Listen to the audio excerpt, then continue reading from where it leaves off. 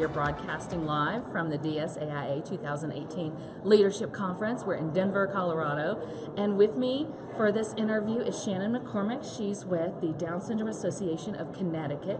And you're not the board president, or you're the outgoing board president? No, I am the executive director. Oh, so we've changed roles on me. I have. I am our organization's first hire. Look at that. Well, great. See, and I didn't even know that. I was like, what's she doing? I mean, like, I know she's still involved. So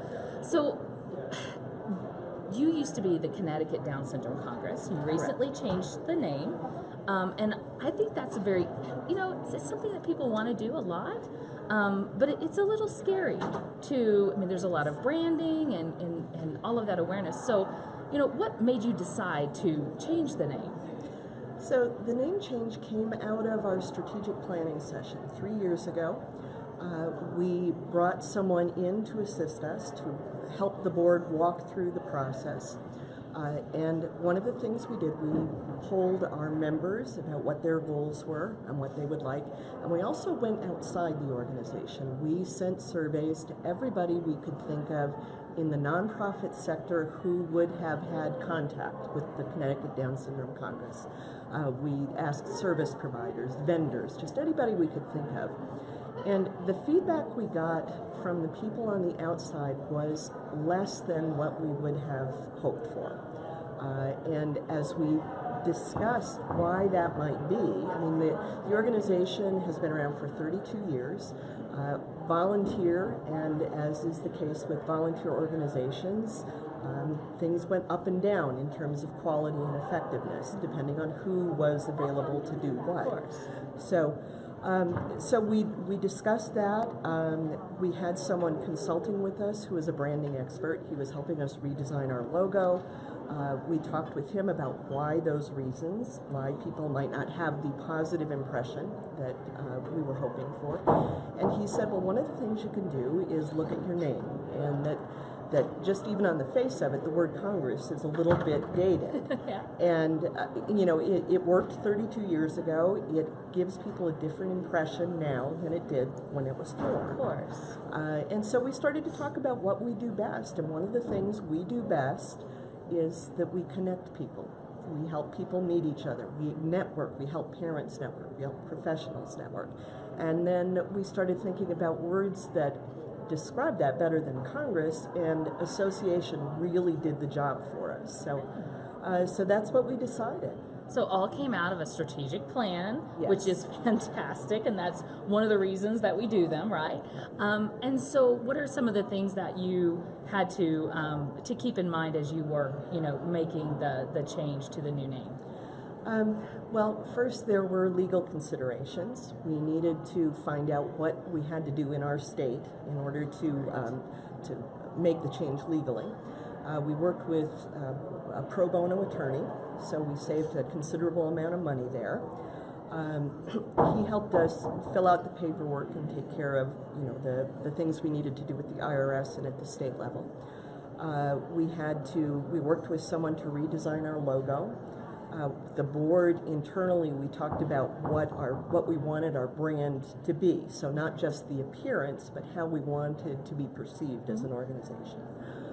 So that involved a lot of discussion about where we might go in terms of hiring people, what kind of program we wanted, how we would collaborate with other organizations, because part of this name change was to improve our presence in the community at large. So we discussed those things, what organizations we needed to talk with, and Of course, yeah. so there was a lot of discussion. That discussion took several months, and then from that point, it was simply a matter of taking things a step at a time. Right.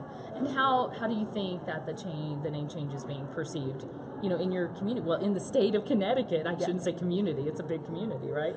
So far, the response has been good. I think people like it.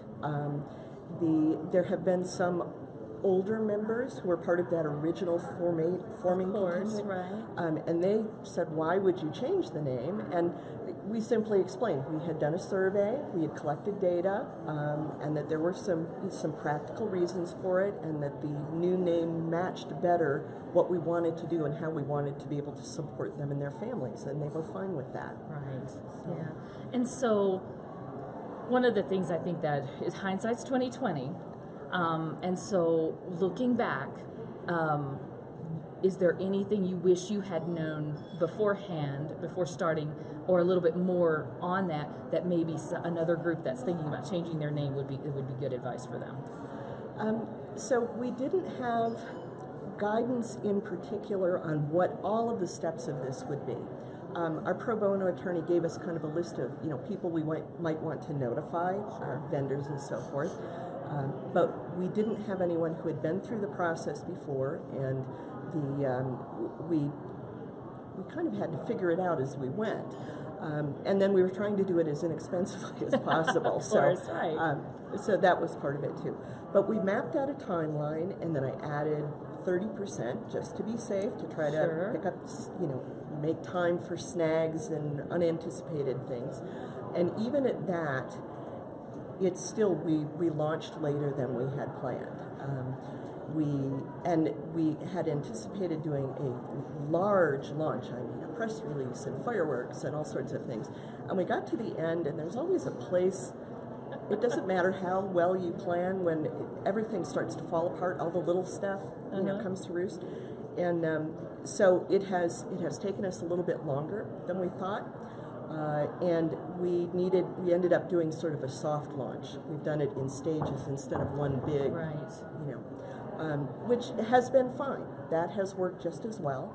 If I was giving someone advice, I would say, add that 30% in, and then maybe add another 30, because the rest of the organization doesn't stop as you're rolling out. That's this is exactly a big right. process. Yeah. And of course, it's better to wait until you're completely ready and have everything, because then you run into all of those. Well, we don't have that yet. We don't have that yet. Exactly. And it does get it doesn't matter what you're doing, what kind of project. It's probably never. I mean, on time and under budget hardly ever really applies, does it?